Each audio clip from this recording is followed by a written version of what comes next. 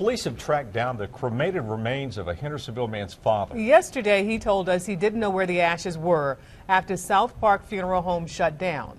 The owner, Richard Mosley, faces felony charges linked to the business. News 13 Sherrill Barber has our continuing coverage from Hendersonville. How did police find the ashes, Sherrill?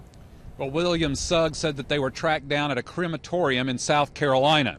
Suggs is among families wondering where their loved ones' remains are located. Well, he's home.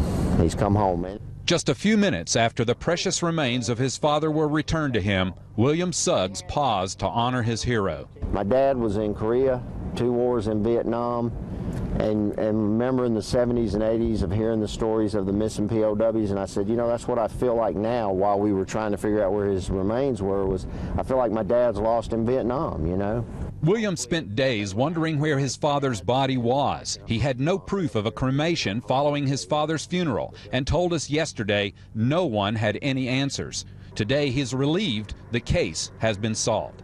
It was just a relief, a weight of relief, you know, just been taken off my shoulders. So I'm just tickled to death. State investigators shut down the business at its former location in this office park in Hendersonville, seizing records and other materials. 4 families have complained to the Board of Funeral Services, and as a result, state officials told us 4 bodies were missing or at least unaccounted for. Richard Mosley told me by phone today he can prove where all the family's remains are with records kept by South Park. Those records are now in custody of the state. In the joy of finding his father's remains, William hopes a similar outcome for other families.